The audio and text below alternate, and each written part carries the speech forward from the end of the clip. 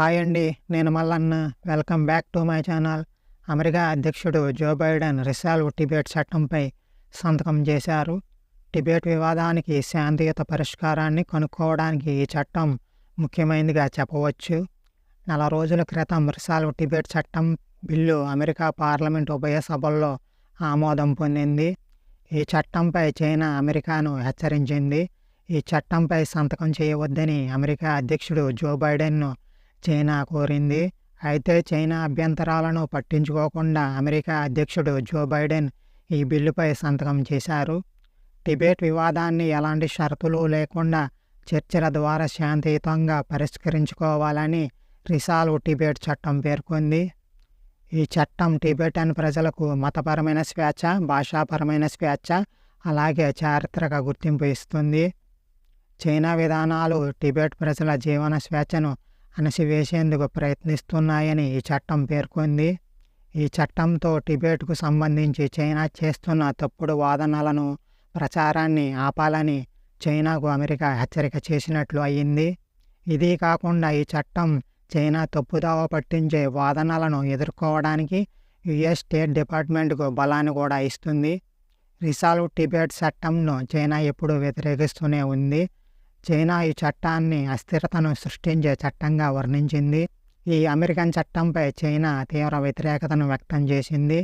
China విదేశాంగ మంత్రిత్వ శాఖ ఈ చట్టం చైనీయ దేశీయ వ్యవహారాల్లో తీవ్రంగా జోక్యం చేసుకుంటుందని, చైనా ప్రయోజనాలను బలహీనపరుస్తుందని పేర్కొంది. ఈ చట్టాన్ని అమెరికా అమలు చేయకూడదని చైనా మంత్రిత్వ శాఖ పేర్కొంది.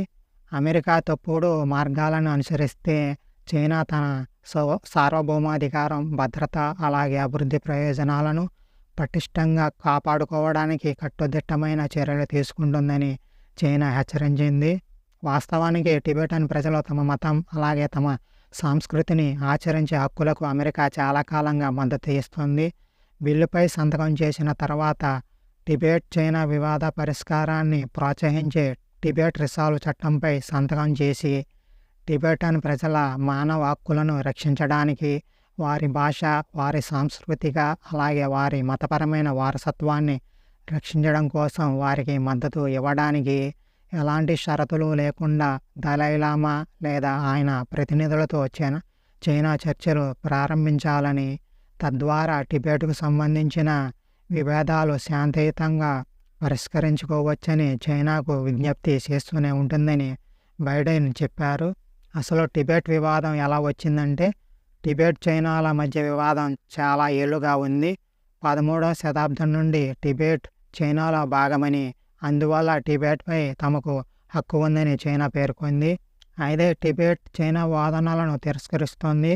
1912లో టిబెట్ 13వ మత గురువు దలైలామా టిబెట్ను స్వతంత్రంగా ప్రకటించారు. అయితే సుమారు 40 ఏళ్ల తర్వాత చైనాలో కమ్యూనిస్టు ప్రభుత్వం అధికారంలోకి వచ్చినప్పుడు చైనా విస్తరణ విధానాల కారణంగా 1950లో వేలాది మంది సైనికులతో చైనా టిబెట్పై దాడి చేసింది. 1957లో సంతకం చేసిన ఓ ఒప్పందం ప్రకారం చైనా పరిపాలనలో టిబెట్ స్వతంత్ర రాష్ట్రంగా ప్రకటించింది. అయితే దీని తర్వాత టిబెట్లో చైనాపై వ్యతిరేకత తీవ్రమైంది. చైనా అణచివేత విధానాల కారణంగా 1959లో దలైలామా తన మద్దతుదారులతో కలిసి తన ప్రాణాలను కాపాడుకోవడానికి నేపాల్ మీదుగా భారతదేశానికి చేరుకున్నారు. భారతదేశం దలైలామాకు రక్షణ కల్పించడమే కాకుండా టిబెట్ ప్రవాస ప్రభుత్వం భారతదేశం నుండి నడుస్తుంది. భారత్ను ఇబ్బందులకు గురి చేసేందుకు చైనా తరచూ ప్రయత్నిస్తుండడానికి కూడా ఇదే కారణం. దలైలామాను చైనా వేర్పాటువాదిగా పరిగణిస్తూ ఎప్పుడూ వ్యతిరేకిస్తూనే ఉంది. ఇప్పుడు అమెరికా చేసిన రిసాల్వ్ టిబెట్ చట్టం ఎలాంటి షరతులు లేకుండా దలైలామాతో లేదా ఆయన ప్రతినిధులతో మాట్లాడాలని చైనాపై ఒత్తిడి తెచ్చింది. ఈ చట్టంపై చైనా దూకుడు పెంచడానికి ఇదే కారణం.